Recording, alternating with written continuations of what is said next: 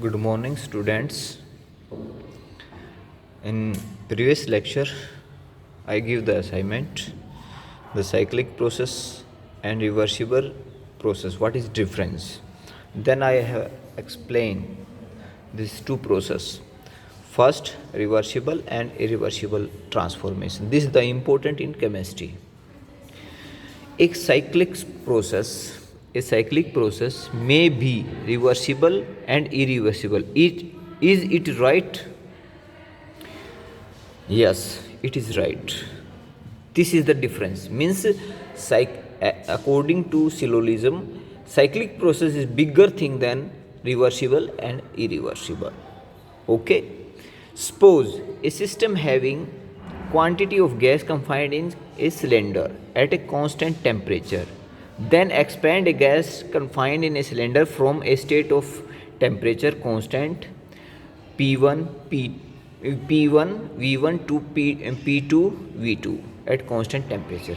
Then we compress the gas to the original state. The gas have been subjected to a cyclic transformations. Means full expansion or full compression, it is a cyclic process. Then suppose if this is the cyclic process, this is divided into two processes. Suppose that we perform this cycle by two different process, means two different path function and state function I have already defined in previous lecture. Two different process means process first, single state expansion with opposing force P2. मैं give the diagram. It is the expansion P1 से P2 V2 expand किया हमने at constant temperature, तो work done निकल के आया V expansion का P2 V2 minus V1. Okay.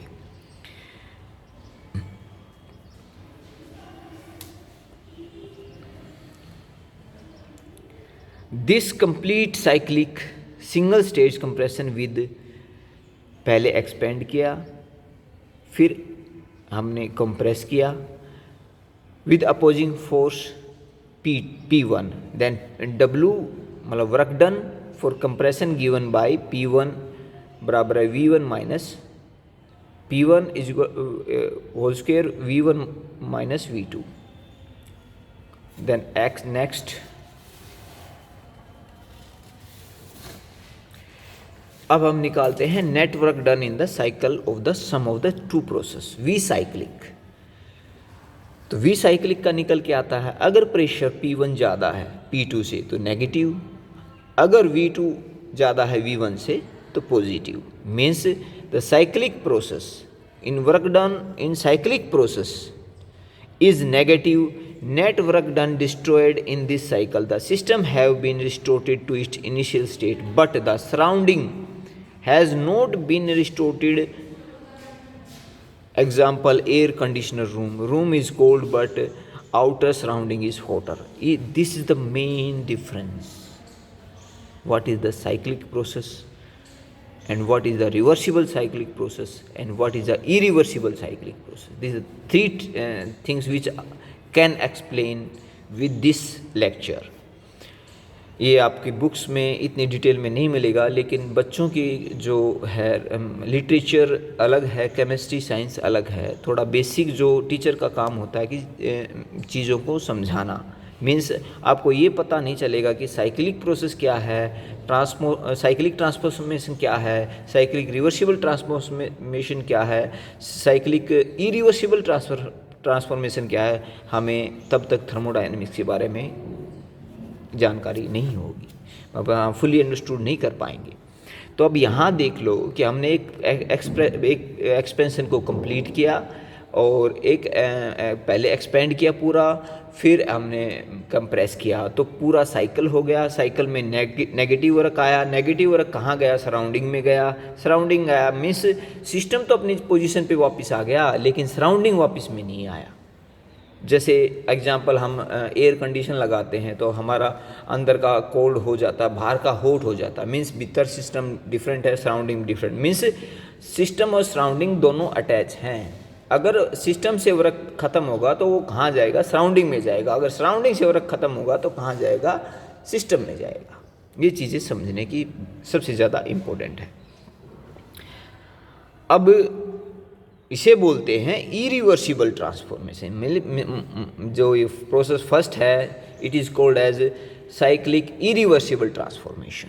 अब आ जाओ process second, the limiting multi stage expansion with opposing force. Means इसमें अपोजिंग फोर्स इतना ज़्यादा नहीं होता, इंटरनल फोर्स और अपोजिंग फोर्स नियरली इक्वल होते हैं कि पिस्टन है हमारी वो धीरे धीरे एक्सपेंड करें। मीन्स मल्टी स्टेज, मीन्स हम जितने ज़्यादा स्टेज पे एक्सपेंशन करेंगे उतना ही वो ज़्यादा मल्टी स्टेज पे हम वर्क डन ज़्यादा निकाल पाएंगे। उसमें देखा था हमने वर्क डन का फार्मूला कि P2 whole square V2 minus V1। इसमें वर्क डन मल्टी स्टेज में क्या होता है कि हमें इंटीग्रेट करते हैं। मैथमेटिक्स स्टूडेंट तो समझ में आ जाता है mathematics what is the integration. Biological के स्टूडेंट को थोड़ा डिफरेंट पड़ता है कि इंटीग्रेशन का मतलब होता है कि भाई उस एरिया का प्रेशर वॉल्यूम डायग्राम बनाएं तो उस एरिया में कितना प्रेशर वॉल्यूम का ग्राफ निकाल के जो एरिया आता है उसको हम इंटीग्रेट करके उस एरिया को हम मैथमेटिकली भी निकाल सकते हैं। तो ये होता है इंटीग्रेशन। तो work produce in expansion V1 V2 से गए integration P delta V। The limiting multi stage compression, ये एक्सपेंशन थी, फिर हम कंप्रेशन करेंगे। Opposing force nearly equal to internal force. V compression आएगा V2, फाइनल इनिशियल वॉल्यूम हो जाएगा V1, फाइनल वॉल्यूम हो जाएगा V2 sorry V2 initial volume, V1 final volume. This one is V total work in multi stage cyclic process transformation. अब हम एक cyclic process को complete करते हैं तो V साइक्लिक मीन्स दोनों वर्क डन, एक्सपेंशन को भी और कंप्रेशन को, दोनों को भी हम कंबाइन करते हैं तो हमें मिलता है जीरो वर्क डन। क्या मिलता है हमें? Zero work done. Next,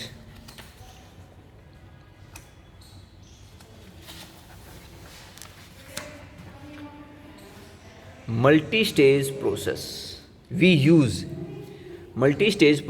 we use integrate the process mathematically। Medical student and note, मैंने पहले ही तुम्हें समझा दिया है कि मेडिकल स्टूडेंट को नोट कर लेना चाहिए। In this transformation system is restored to its initial stage. ये बहुत इंपॉर्टेंट है। सिस्टम अपनी इनिशियल स्टेज पे तो इरिवर्सिबल पे भी वापस रिस्टोर हो गया, लेकिन इसमें दूसरी चीज़ देखो, and the surrounding also restored to their initial condition since no net work effect in proceed। Work zero हो गया। वर्क जीरो होने के बाद क्या हुआ कि न तो सिस्टम पे कुछ इफेक्ट पड़ा ना सराउंडिंग पे इफेक्ट पड़ा। लेकिन साइक्लिक इरिवर्सिबल ट्रांसफॉर्मेशन में क्या था कि नेगेटिव वर्क निकल के आया था। नेगेटिव वर्क निकल के मीन्स के सिस्टम से वर्क खत्म हुआ, सराउंडिंग में चला गया। तो ये डिफरेंस है मेन साइक्लिक इरिवर्सिबल में और साइक्लिक रिवर्सिबल में।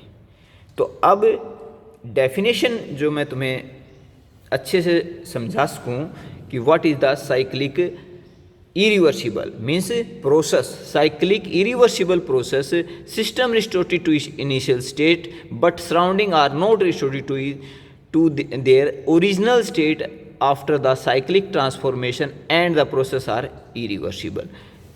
ये मैंने समझा दिया है, ये डेफिनेशन है।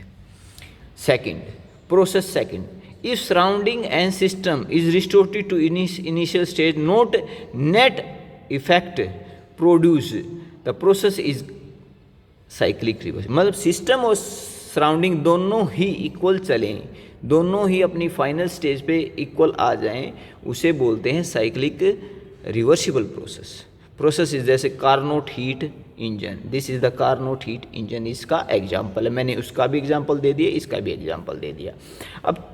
अब आता है व्हाट इज वर्क और heat.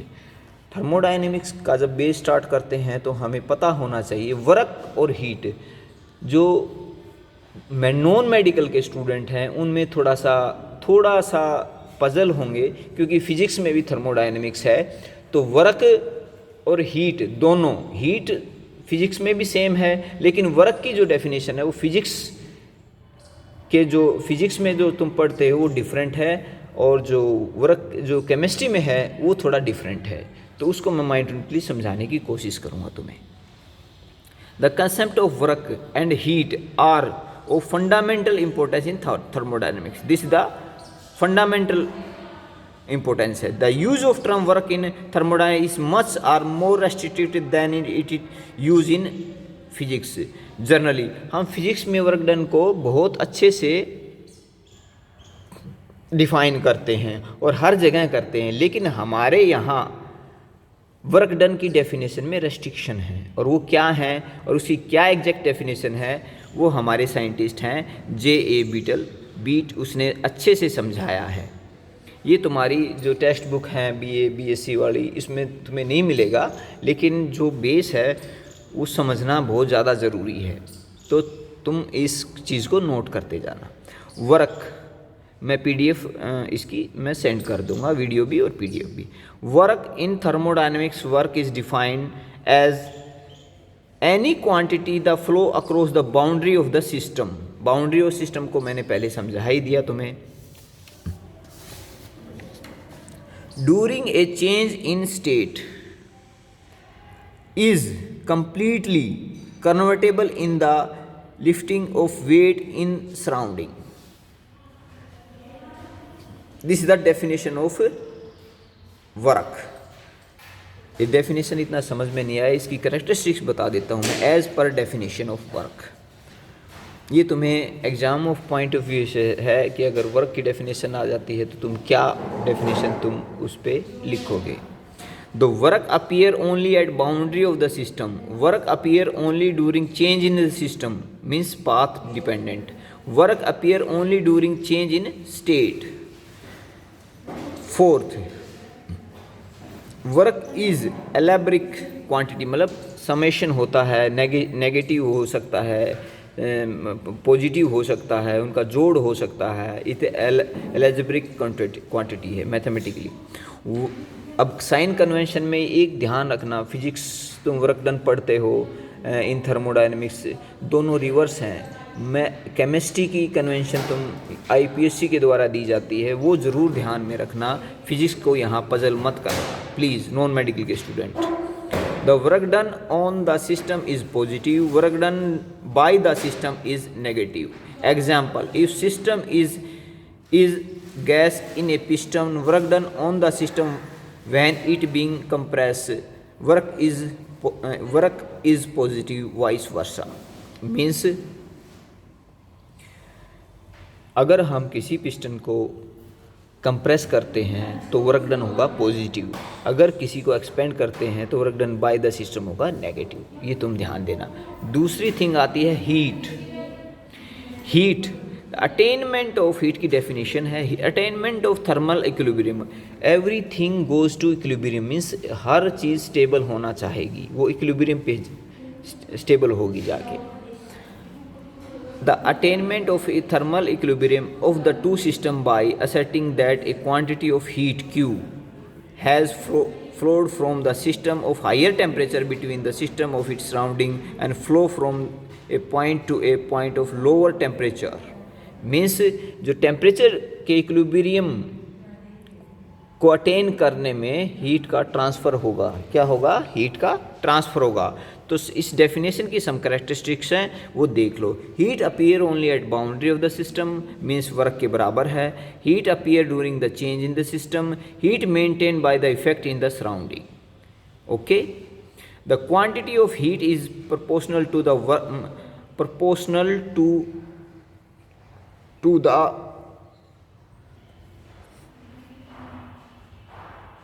to the water in surrounding that is increased by 1 degree in temperature stating at a specific temperature under a specific pressure means ये quantity of heat देती, मतलब मास पे डिपेंड करेगी। हीट कैपेसिटी मीन्स एक word है heat capacity, भाई उसको कितना भाई वो सराउंडिंग में इंक्रीज कर देता है 1 डिग्री टेम्परेचर पे, उसकी वो हीट वो उसकी क्वांटिटी क्या कहलाएगी? हीट कहलाएगी।